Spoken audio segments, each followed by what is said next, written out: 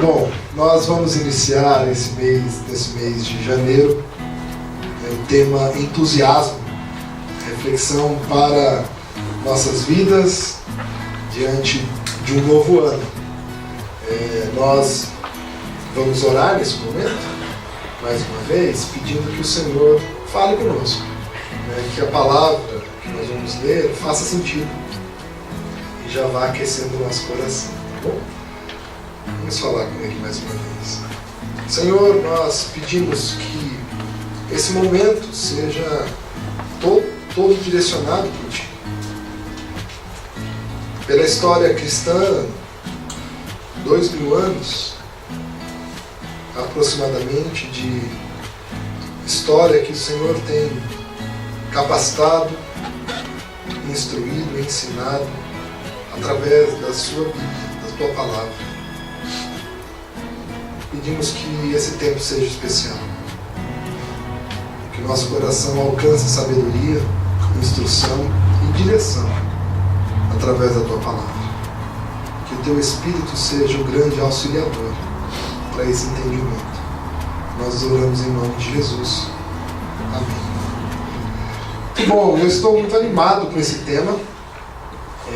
O entusiasmo é uma palavra que há um tempo eu já havia entendido o significado.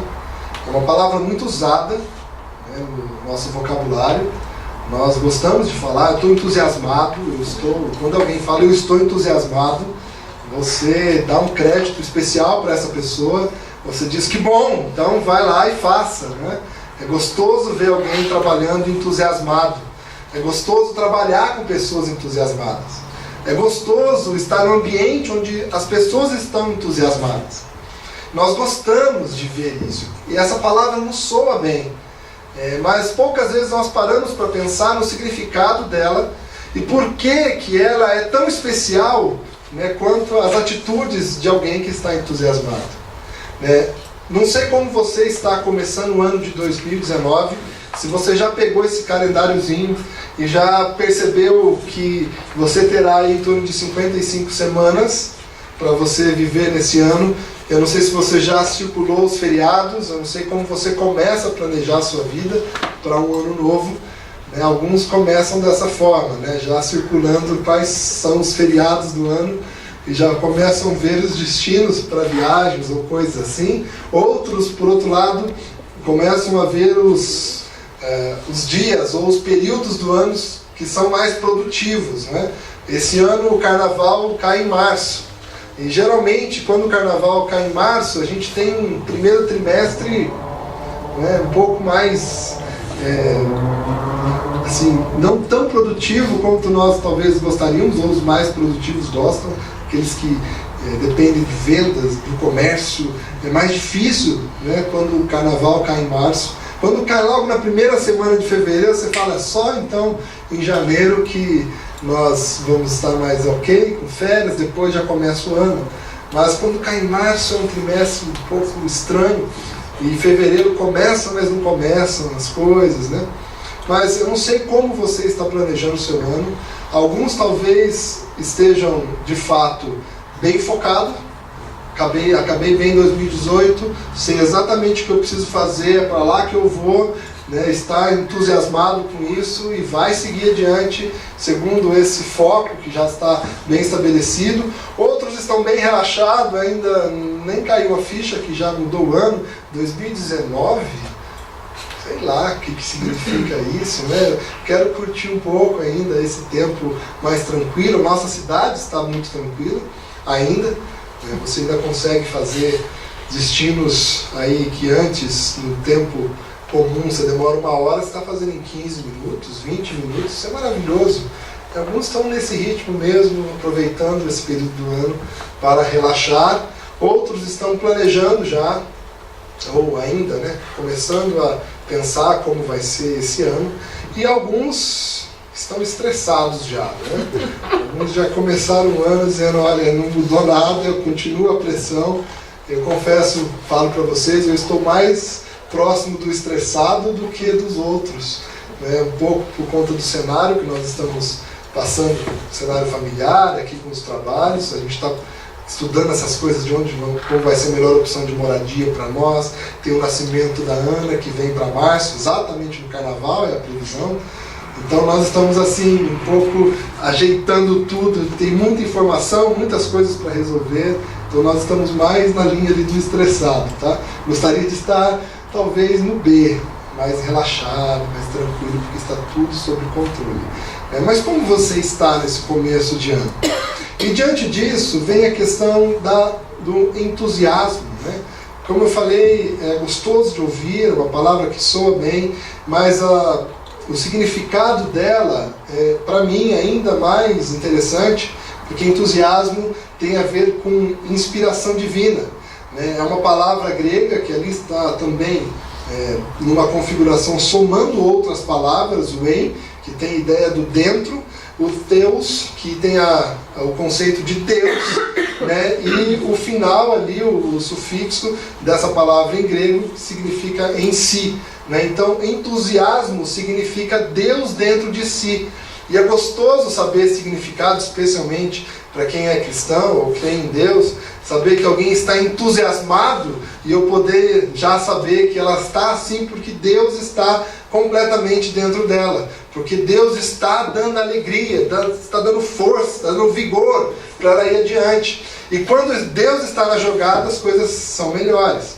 Então é bom saber que alguém que está entusiasmado é porque está cheio de Deus, cheio da presença de Deus, cheio da vontade de Deus. E é sobre isso que nós vamos conversar então durante esse mês de janeiro, esse primeiro mês do ano. Como viver entusiasmado. E nós estamos dividindo a nossa série por etapas. Hoje nós vamos falar sobre o eu. Se é Deus dentro de nós, como é que está o eu? E depois, no domingo que vem, nós vamos falar sobre Deus. Como é o Deus que vem estar dentro de nós. Como Ele age, como Ele faz essas coisas. Depois nós vamos falar um pouquinho sobre o plano para ter uma vida de fato entusiasmada, constantemente marcada por Deus presente dentro de você. E por último, no último domingo de janeiro, nós vamos conversar um pouquinho sobre a vida entusiasmada. Como é que nós podemos, então, celebrar o fato de Deus se dispor a estar dentro de nós. Começando um pouco pelo eu, aqui tem uma frase de Winston Churchill, que foi o primeiro-ministro do Reino Unido, especialmente conhecido por conta do enfrentamento na Segunda Guerra Mundial, que trouxe a vitória, né?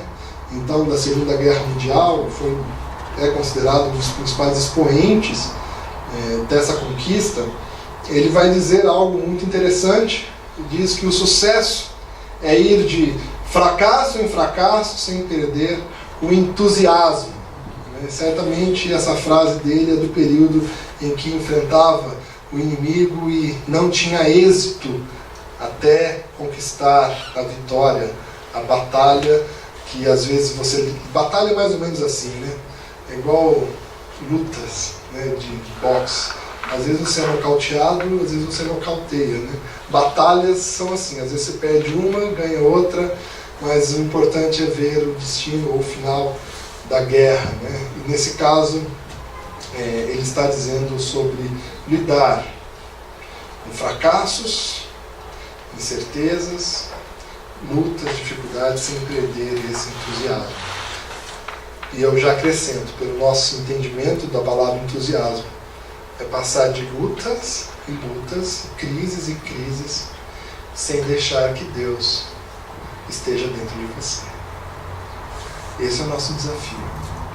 Ainda, Napoleão Bonaparte, um dos grandes estrategistas de guerra francês, é claro que a gente conhece mais pela derrota, né, dele na vida, todo mundo brinca com essa questão, né, perdeu a guerra como Napoleão, mas na verdade ele é considerado como um dos grandes estrategistas de guerra. Há um tratado em português sobre táticas e estratégias de guerra de Napoleão Bonaparte, é muito interessante, mas ele vai dizer o seguinte: o entusiasmo é a maior força da alma, conserva-o e nunca te faltará poder para conseguires o que desejas.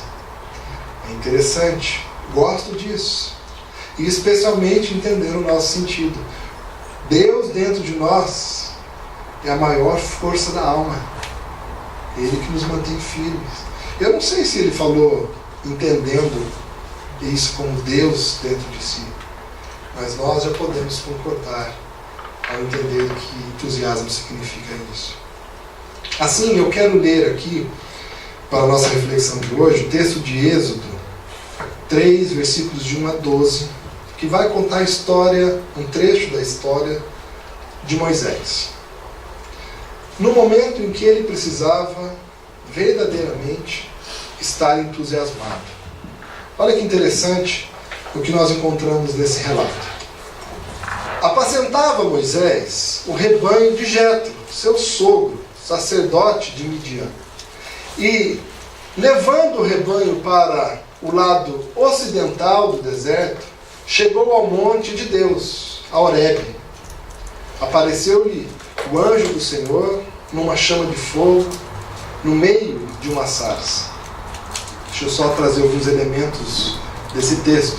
Moisés, não sei se você lembra da história, mas antes dele completar 2 anos de idade, por conta de uma ordem de Faraó de matar todos os meninos até 2 anos de idade, ele foi colocado num cesto, rio abaixo, e quem encontrou Moisés naquele cesto foi a filha de Faraó, que o adotou, criou Moisés dentro do palácio de Faraó, deu toda a instrução, educação para Moisés. Então ele foi criado ali, naquele contexto muito próximo de Faraó, mas não como filho de Faraó, não como alguém da família de Faraó, mas conhecia muito bem o que estava acontecendo ali.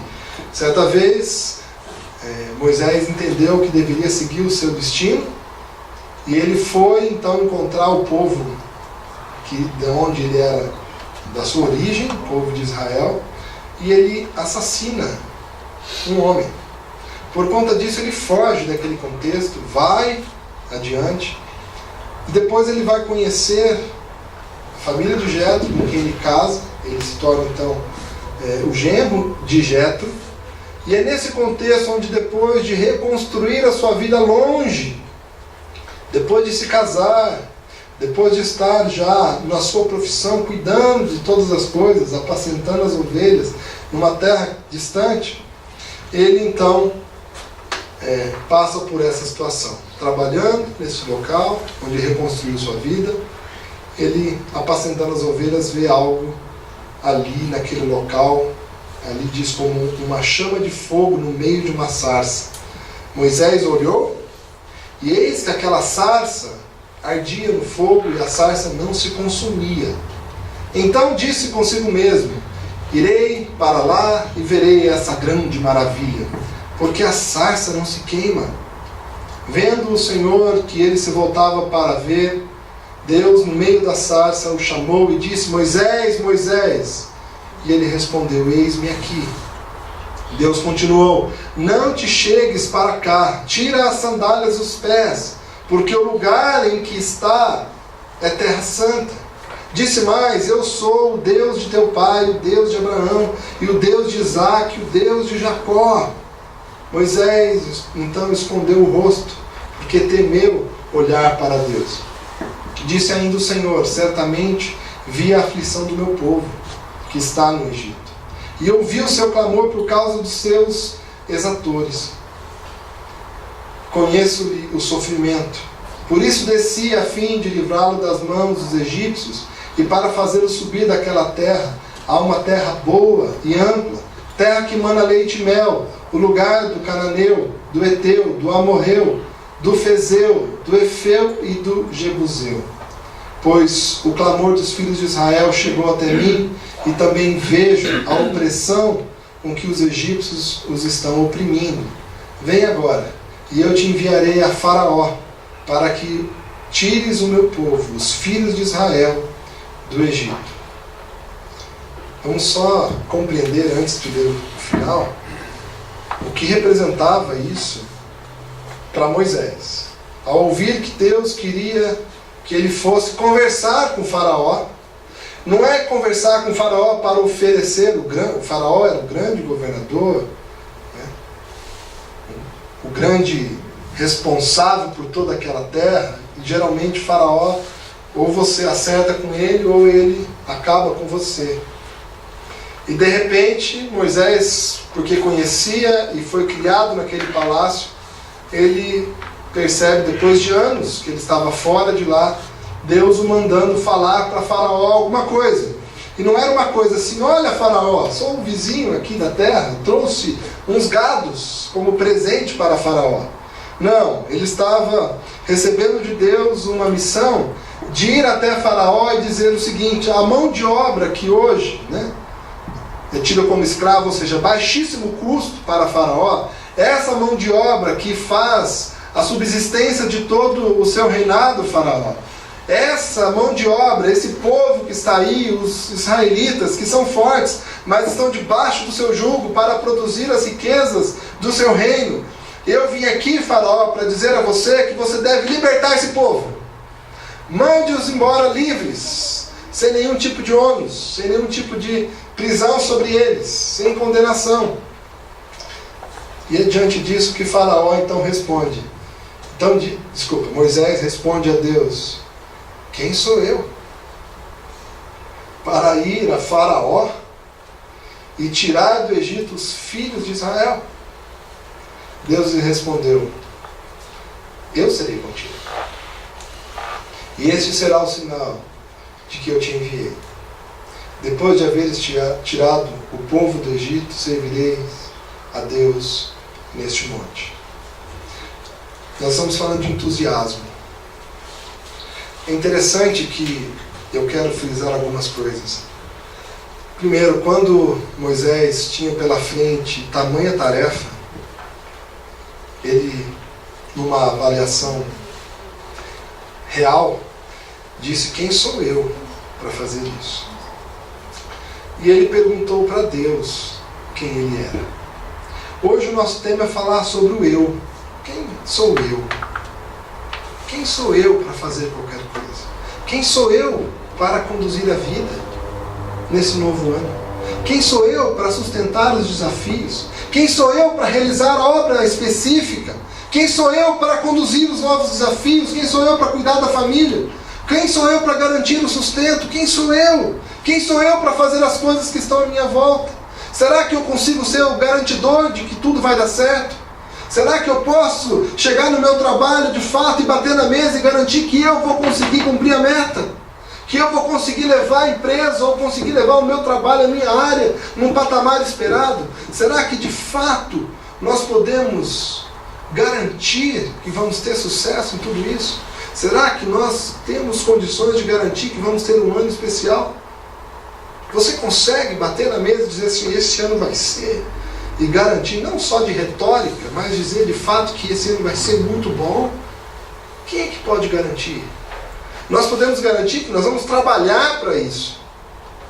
Nós vamos colocar o nosso esforço para isso. Agora, Moisés estava diante de um Deus que falou: vai lá e diz, e tira o meu povo. Um patrão como Deus, quando pede algo, é difícil você falar para ele: eu vou tentar, eu vou fazer um esforço aqui, vou ver o que eu posso fazer, né? Olha, vou falar com os meus contatos, meus amigos, tem um pessoal aí, né, de umas estratégias, quem sabe? Como é que nós podemos falar para Deus, no caso de Moisés, que eu vou tentar?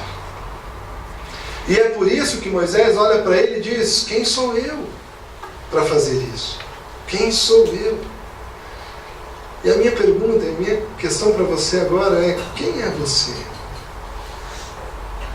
Para garantir o seu entusiasmo nesse ano, sua alegria, sua dedicação, seus sonhos, o planejamento que você fez.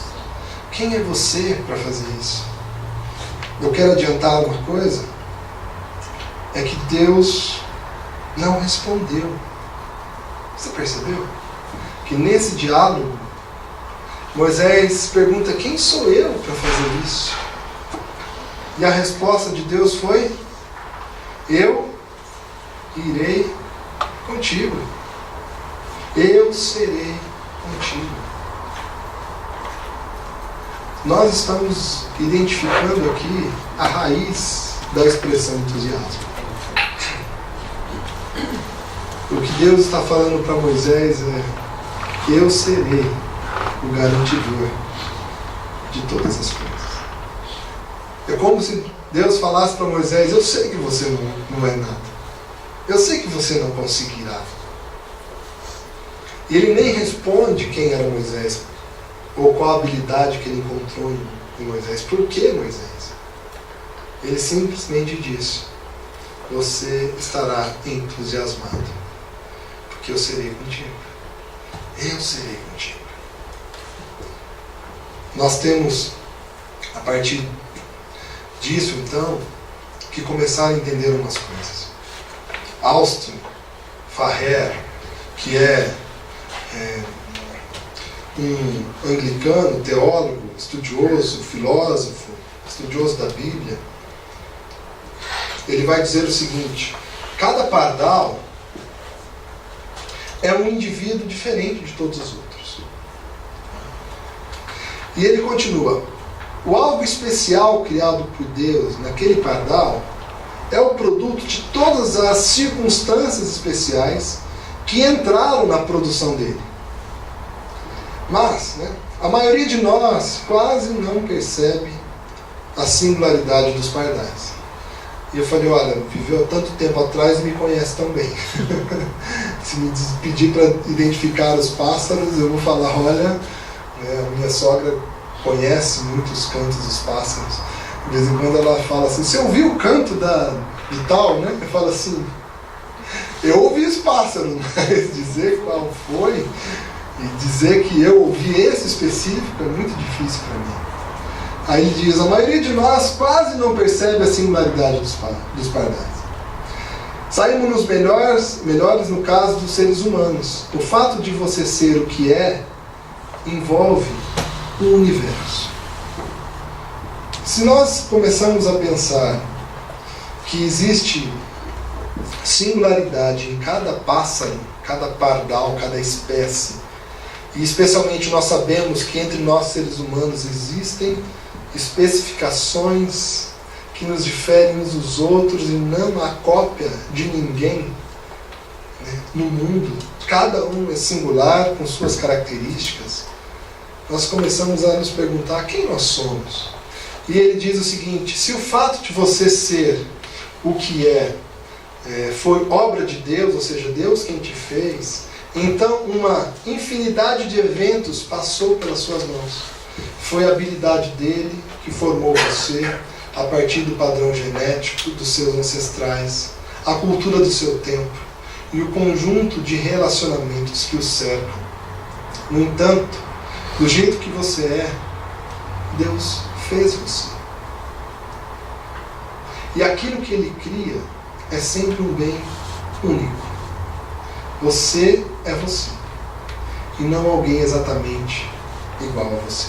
Você é você especificamente como é, em todas as combinações extraordinárias que Deus fez. Você é essa pessoa, assim como Moisés era único e tinha algo muito específico a respeito dele. E ele, naquele contexto, recebeu de Deus uma tarefa. Algo muito elevado para aquilo que de fato era. Para aquilo que ele reunia de características. Mas Deus decidiu estar com ele. E Deus tem decidido estar com você. Na sua singularidade. Respeitando quem você é. Eu queria, antes de falar das coisas difíceis a nosso respeito, queria frisar algo sobre você. Você é uma unidade extraordinária de combinações de elementos fantásticos que ninguém conseguiria refazer, que foi lapidado, feito, pensado por Deus. Você é uma obra-prima que ninguém conseguiria refazer. Por isso, pare de querer imitar os outros. Pare de querer se inspirar em alguém e ser semelhante àquele. Pare de dizer coisas: se eu fosse aquela pessoa. Pare de negar o extraordinário que foi Deus criar exatamente como você é. Você é precioso. Você é preciosa. Deus te ama. Deus te fez. Existem coisas singulares que só você fará no mundo. Não tem como outra pessoa fazer do jeito que você faz.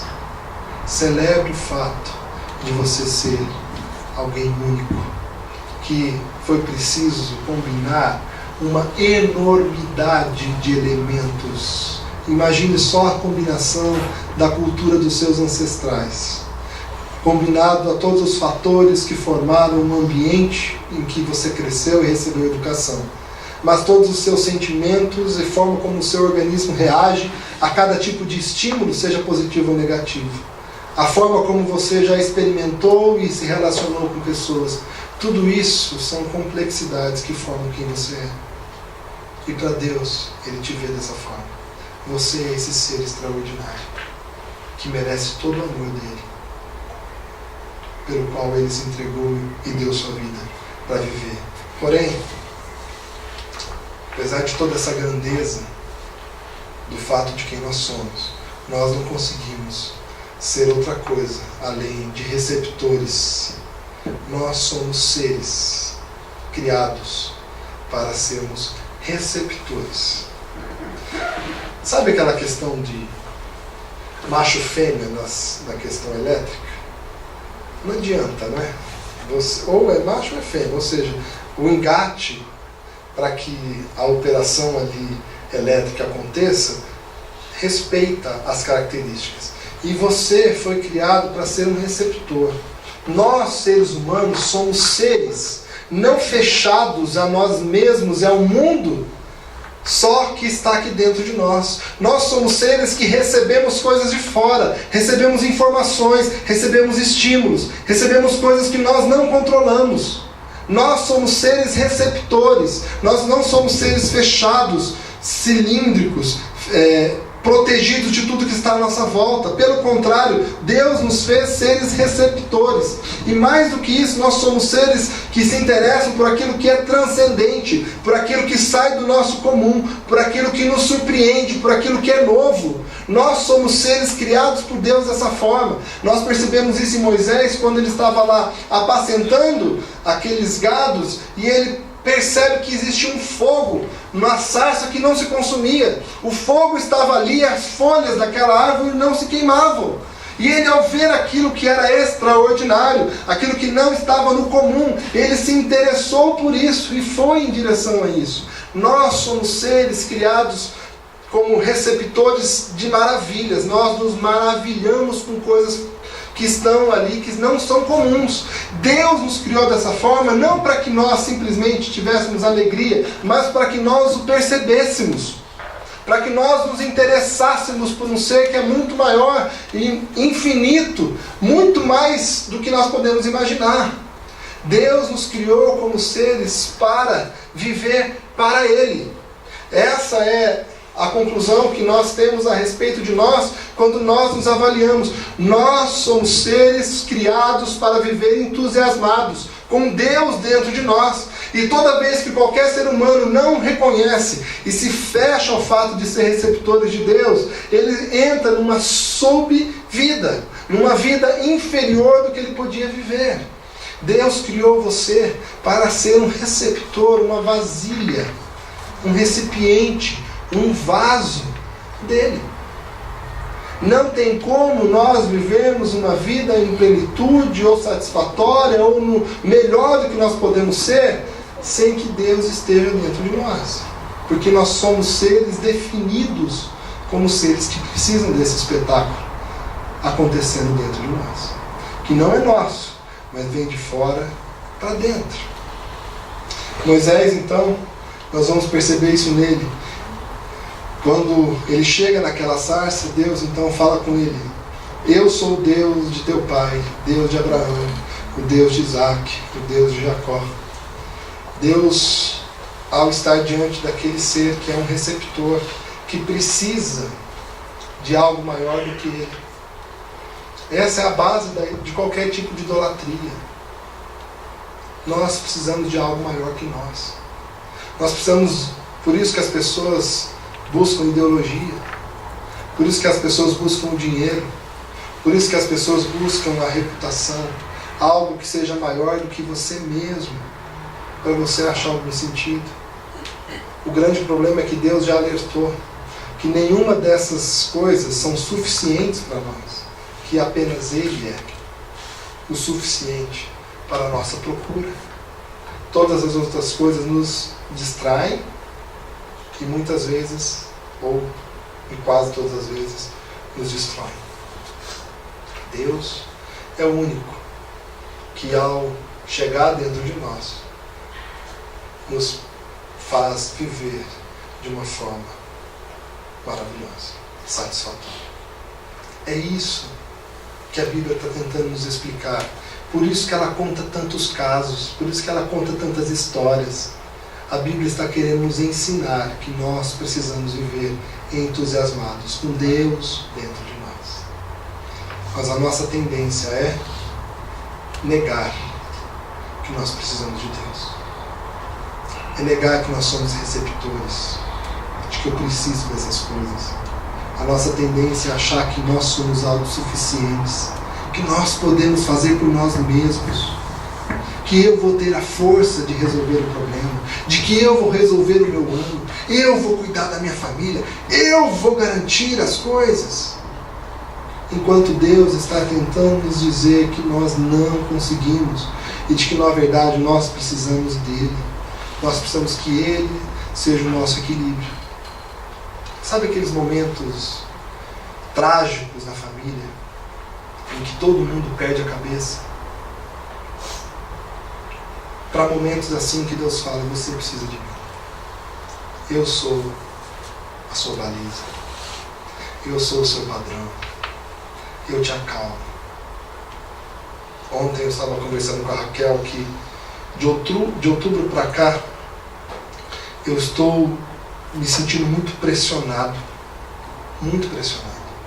E eu disse a ela que eu talvez nunca vivi antes na minha vida um período em que eu precisei exercer tanto domínio próprio. Controlar as minhas emoções, controlar os meus impulsos, para que as coisas não... Sabe aquele para não perder o ponto da massa? Quando você está ali... Brigadeiro, vamos falar de brigadeiro. Sabe quando você está fazendo brigadeiro de colher? Tem um ponto, né? Se você deixa passar, ele endurece e vira puxa-puxa, né? É horrível comer isso. É horrível. Mas é ruim. Ele continua bom. Mas você perde o ponto. E se você vai fazer ainda bolinhas para festa de aniversário, seja o que for, tem um ponto ainda mais específico. Se você deixa passar, você não vai conseguir enrolar depois, né? É mais ou menos isso. Quando nós não estamos com Deus controlando a nossa vida, a gente perde, a gente se destempera. Eu estava dizendo que esse período talvez foi o período mais denso na minha vida sobre exercer domínio próprio. Não deixar que os meus impulsos, até momentos de raiva que eu tive, não deixar isso extravasar e chegar nas outras pessoas e estragar o que Deus estava fazendo. Foi porque Deus esteve presente, foi que eu consegui exercer o domínio próprio. Às vezes eu precisei me isolar. Talvez alguns perceberam, puxa, mas você não está falando nada. E de fato eu passei o Natal e Ano Novo me isolando. Não queria postar nada, não queria falar nada. Esperando Deus acalmar, renovar meu coração. Deus precisa estar dentro de nós. Nós não sabemos o que nós vamos passar nesse novo ano. Você não sabe o que vai passar. Mas posso te dizer uma coisa? Deus sabe lidar com qualquer situação que você tenha que passar. Ele sabe te dar calma quando você está com raiva. Ele sabe te encorajar quando você está com medo. Ele sabe te dar sabedoria quando você precisa dirigir os outros. Ele é o Deus conosco. É por isso que Moisés se animou e foi falar com Faraó. Porque Moisés não sabia lidar com isso. Mas Deus sabia. E soube. E nós conhecemos a história. Moisés falou a primeira vez, o faraó falou, sai daqui. Aí Deus então falou, vou mandar as pragas. Primeira praga, pá! Moisés, liberta o meu... Faraó, liberta o meu povo. Faraó, imagina que eu vou liberar esse povo. Ele é a minha subsistência aqui. Mandou a segunda praga, a terceira praga, até a 10ª praga. Deus tinha os recursos para convencer Faraó que o povo deveria ser liberto. Moisés não tinha isso. Mas Deus estava ali. Nesse ano de 2019, entenda a sua limitação, entenda a sua característica de receptor, e de que é o único que você pode receber, que vai garantir você, garantir a vida, é Deus. É só comparar. Olhe os outros à sua volta, os outros ídolos. Veja se eles podem te garantir em todas as coisas. Mas Deus pode. Nós temos que lidar ainda com outra questão. Nós não gostamos muito de ceder espaço em nossa intimidade, correto? Quem é que gosta de abrir intimidade para todo mundo? Ninguém se sente à vontade para fazer isso. Permitir que as pessoas nos conheçam profundamente gera muito incômodo. Muitos incômodos. Quando Deus entra em nossa vida, passa a morar em nós, temos um ser que tem toda a ciência e todo o poder morando dentro de nós. Nem sempre nós queremos a presença desse Deus. Queria tocar numa outra dificuldade nossa aqui, com essa questão de uma vida entusiasmada. Se entusiasmo é Deus dentro de nós, nós temos que compreender também que é um ser completamente ou muito diferente de nós, muito melhor do que nós, morando dentro de nós. É isso que a Bíblia diz a respeito do Espírito Santo, que nós recebemos o Espírito Santo dentro de nós quando nós recebemos a Jesus Cristo. E esse Espírito, ao passar a morar dentro de nós, ele nos conhece de uma forma tão profunda e até mesmo mais do que nós mesmos nos conhecemos. Agora, se você já experimentou intimidade com alguma pessoa que te conhece profundamente, você sabe que em muitos momentos é um grande incômodo. Quando alguém te conhece, e antes mesmo de você falar alguma coisa, ela já fala, eu já sei como você vai fazer. Eu sei o que você vai falar. Você fica assim, sabe nada. Eu mudo. Fala, muda nada. Eu te conheço. Fala assim, eu mudo, eu vou fazer diferente. Você quer ver? Fala, eu quero, vai. E vai e faz igual. Fala, eu falei.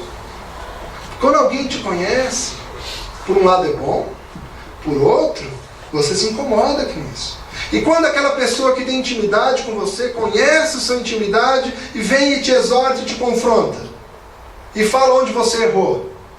Olha, você fez isso aqui, você viu o que você fez? E você fala, você não quer ouvir aquela verdade, você não gostaria de ser confrontado naquilo, mas também não tem como você negar. Agora, quando nós recebemos Deus dentro de nós, nós começamos a lidar exatamente com o ser que tem toda a ciência, que conhece de todas as coisas, sabe exatamente quando nós estamos mentindo, quando nós não estamos mentindo, quando nós estamos omitindo. Quantas vezes eu não fui em oração falar para Deus alguma coisa, reclamando porque a situação estava daquele jeito, e Ele, só Ele sabia exatamente tudo o que tinha acontecido. E eu falando para Ele, Senhor, isso é injusto, porque isso aqui está acontecendo. E Ele falou, injusto? Lembra aquele dia? Foi você que fez isso, aquilo? Sabe aquelas coisas que numa discussão você evita falar? Você sabe que você está errado. Mas na discussão não é você quem vai pôr na mesa. A outra pessoa que vai te acusar, não é? Fala assim, não, eu fiz certo a minha parte, eu fiz aqui, ó. Eu lavei a louça e pus para secar. Você sabe que não fez direito isso. Na relação com Deus, essa intimidade, o fato de Ele estar dentro de nós, tudo é transparente. E isso às vezes nos incomoda. Só que é para o nosso bem. Olha o que Filipenses vai dizer sobre isso, e aí nós vamos caminhar para o encerramento. que tem a ver com esse trabalho de Deus dentro de nós, esse entusiasmo. Porque Deus não está dentro de nós simplesmente para nos fazer ter a sensação de que nós somos fortes, mas é para nos transformar, para fazer de nós pessoas melhores, para nós nos tornarmos mais parecidos com Ele. Olha que interessante. Deus procura, em sua longa história com a raça humana, não o amor dependente, desamparado, de uma criança que não tem escolha alguma, mas o amor amadurecido. Deus quer que nós lidemos com Ele e tenhamos Ele dentro de nós de uma forma amadurecida, que seja para nós também uma escolha, dizendo assim: Senhor, eu te amo, eu quero o Senhor dentro de mim. E não uma coisa imposta, obrigatória para dentro de nós, dizendo assim: não tive escolha, Deus está aqui, ponto. Não, Ele quer que nós olhemos e falemos: é bom que Ele esteja dentro de nós. Então, a partir disso, Deus nunca obteve esse amor amadurecido por parte da nação de Israel, que nós encontramos no Antigo Testamento da Bíblia. O registro bíblico mostra Deus estimulando a jovem nação em direção à maturidade. No dia em que Israel marchou entrando na terra prometida, cessou o maná.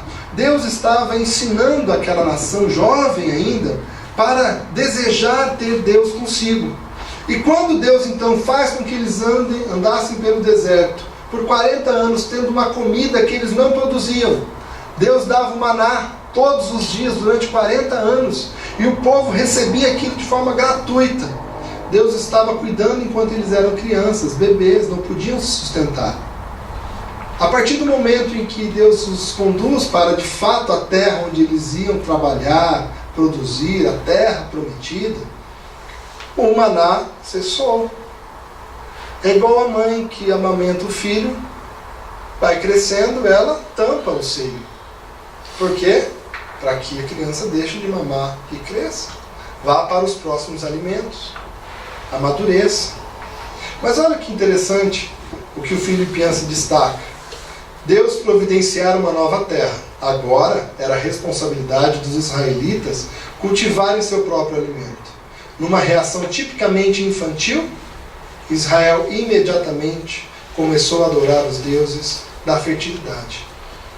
Abandonaram o Deus que queria o crescimento e começaram a procurar outras formas de sobreviver. O incômodo do Deus que entra dentro de nós para o nosso crescimento pode nos levar a alguma situação de dizer: olha, Senhor, o que o Senhor está me propondo aqui, pela minha realidade, eu não quero. Deus entra dentro de você para você crescer. Às vezes tem dores. A proposta dele para você pode ser desconfortável. Talvez ele vai colocar você nesse ano numa nova etapa, numa nova atividade. Talvez você não queira isso. Eu não gostaria que nós estivéssemos passando por dificuldades financeiras aqui na igreja. Mas Deus entende que é preciso. É desconfortável? É. O que nós vamos fazer diante desse desconforto que é para o nosso crescimento? Nós vamos pegar isso e dizer: Senhor, eu não quero mais o Senhor dentro de mim. Eu quero outros deuses. Eu quero outras alternativas. Não a do Senhor. E aí nós nos apresentamos a Ele não uma criança que está saindo da infância para a sua juventude e maturidade, não. Nós nos apresentamos como uma criança mimada, dependente, raquítica, que não quer crescer. O fato de nós precisarmos de Deus dentro de nós precisa vir acompanhado da consciência de que é o melhor para nós. Ele tem desafios para você. Ele entra em você, mas para te transformar, para fazer de você uma pessoa melhor. Vai ter momentos difíceis, sim, porque é para o seu crescimento, e crescer dói. Mas isso tem a ver com o fato de você viver entusiasmado.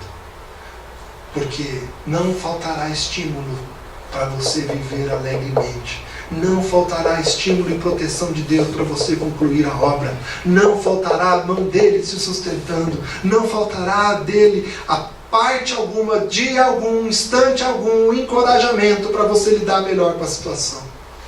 Deus estará presente, Deus mandará recursos. Assim como fez com Moisés diante do faraó, Deus estará ao seu lado em todas as circunstâncias. Mesmo que as situações estarão difíceis ou fáceis, Ele é o seu garantidor. Com Ele é o melhor. Com Ele você vai adiante. Assim, quero só lembrar Isaías 64:8. Mas agora, ó Senhor, Tu és o nosso Pai. Nós somos o barro, e Tu o nosso oleiro. E todos nós somos obras das Tuas mãos. É assim que o Senhor quer que nós vivamos, como obras dEle, vivendo cheios dEle. Concluo com essa graça extraordinária que a Dorothy Sayers vai dizer a respeito do que Deus fez para você receber Ele dentro de você. Ela diz o seguinte: Deus submeteu-se a 3 grandes humilhações em seus esforços para resgatar a raça humana. 3. A primeira foi a encarnação, Deus se fazer homem, entrar na limitação humana.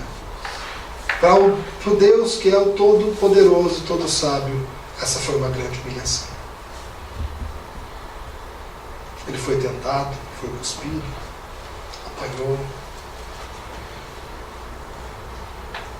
falaram mal dele, disseram que ele não era Deus. Ele se humilhou dessa primeira forma. A segunda foi a cruz. Deus crucificado. Era o tipo de morte maldita, amaldiçoada da época. O pior tipo de morte. A pior penitência que poderia se dar a uma pessoa era a pena de morte morrendo numa cruz. E ali foi Jesus, na sua segunda humilhação. E aí a terceira humilhação, a igreja. A terceira humilhação para Deus nos resgatar é a igreja. Pessoas comuns, até mesmo alguns vão dizer loucas, pessoas sem condições, trabalhando e falando sobre Ele. E muitas vezes pessoas que só atrapalham a reputação de Deus, concorda? Tem muitas pessoas por aí falando de Deus que você fala, olha, melhor se ficasse quieto. Vimos aí essa semana algumas coisas, né? Difíceis de nós ouvirmos. Sou radicalmente, como era? Radicalmente cristã. Alguma coisa assim, né? Que difícil. Mas Deus confiou em pessoas imperfeitas. Essas que talvez perguntaram para Deus, quem sou eu, Senhor? Como Moisés perguntou. E a resposta de Deus é o silêncio, dizendo assim, eu nem vou dizer quem você é, não. Melhor nem comentar. Se for comentar, melhor nem comentar. Mas eu estarei dentro de você. Eu estarei dentro de você. Essa é a terceira humilhação, Deus se acomodar dentro de pessoas imperfeitas, que podem comprometer a reputação dele. Mas Deus quer e escolheu esse plano para nós vivermos. Filipenses vai dizer assim, olha, essas pessoas comuns, cheias do Espírito Santo, estão ajudando a restaurar o universo a seu devido lugar sob o domínio de Deus. Ao nos arrependermos, os anjos se regozijam. Mediante nossas orações, montanhas são transportadas. Ele nos escolheu como a forma preferida de reivindicar o controle sobre sua criação aqui na Terra. Deus quer fazer coisas extraordinárias através de você. Não porque você é bom, porque você merece. Porque você é a obra dele, mas porque ele é o garantidor. Entusiasme-se. Deixa Deus realizar coisas extraordinárias através de você. E se ele mandar você confrontar Faraó, vai. Se ele for com você. Se ele der um desafio para você esse ano, faça com ele junto com você. Ele dentro de você. Se isso gerar incômodo, o fato dele habitar dentro de você, tudo bem. Entenda que você vai crescer. Assim, vamos concluir a nossa reflexão desse primeiro domingo do ano, trazendo o seguinte, você é obra de Deus, criado para Ele. Comece esse ano entregando-se a essa realidade e construindo a sua vida para Ele ser o mais importante nela. Deus sendo o mais importante em você. Mais do que você mesmo. Desafio para nós pensarmos no entusiasmo. E segundo, peça para Deus enchê-lo dele e do plano dele para você. E uma vez que isso aconteça, submeta-se com fé a este caminho. Ele vai te conduzir para vencer. Quando Deus falou para Moisés, eu serei contigo, ele disse o seguinte: o sinal de que isso é verdadeiro está no dia depois que você vencer tudo. Você voltará a esse monte e me servirá. Interessante. O sinal virá depois da batalha. Eu não sei por que Deus decide fazer isso, mas nós vamos colher as coisas quando nós começamos a confiar nele. Deixa Deus encher sua vida, mesmo que isso gere alguns desconfortos. Ele é o garantidor da sua vida e de tudo que Ele te propõe a fazer. Que Deus nos abençoe. Amém? Amém. Vamos ficar em pé?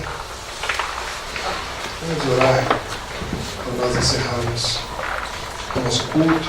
Nós vamos orar e cantar uma canção e estaremos então despedidos para o nosso almoço, o nosso domingo, nossa semana. Senhor, nós meditamos na Tua Palavra, nós somos desafiados a perceber o Senhor como aquele que se interessa em vir ao nosso encontro. Mais do que isso, o Senhor se interessa em entrar em nós e nos entusiasmar. Pai, eu quero pedir que o Senhor nos entusiasme, que o Senhor abençoe cada um que está aqui, que o Senhor conduza, Pai, com alegria nas atividades desse ano, e que o nosso eu reconheça que nós somos receptores do Senhor, o único que pode nos satisfazer, o único que pode garantir a vida. Nós somos Teus, obras das Tuas mãos, e queremos viver diante de Ti.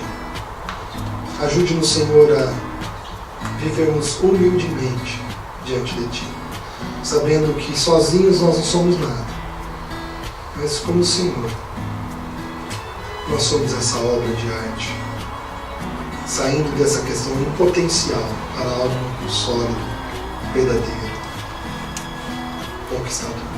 O Senhor nos dará a vitória, Pai. Nós oramos em nome de Jesus. Amém.